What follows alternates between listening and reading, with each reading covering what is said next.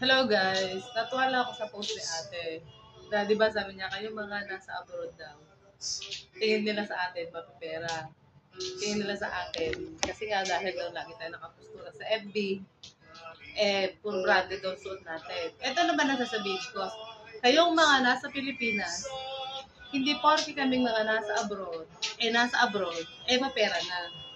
Oo, nakikita niya sa picture, sa mga post namin na puro kami nga nakapustura, nakabag, nakaganyan, nakaalahas.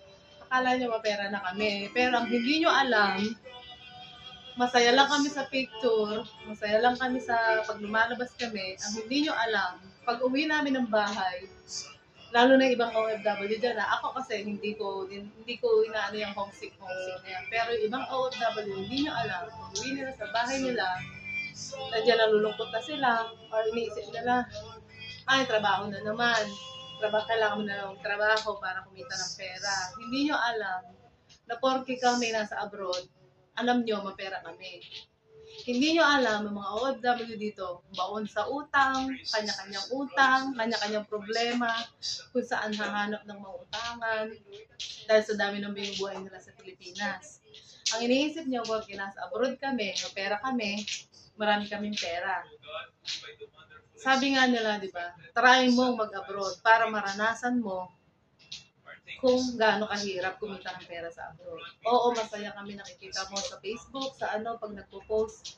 Pero hindi mo alam na lalo na ibang mga OFW dyan na maraming tinitiis na sakripisyo, nandiyan mga nati-terminate, mga puyat, pagod, walang pahinga. Hindi kagaya ko, ako swerte kami sa amo namin kasi ala kaming among kasama. More on pahinga, konti ang trabaho, di ba? Pero yung ibang OFW na hirap sa trabaho, walang pahinga, hindi nyo alam kung anong sakripisyo yung ginagawa nila.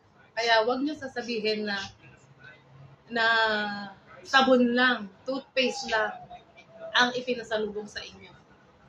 Kasi galing yung pinambili nun sa dugot pawis namin, sa pinagpaguran namin.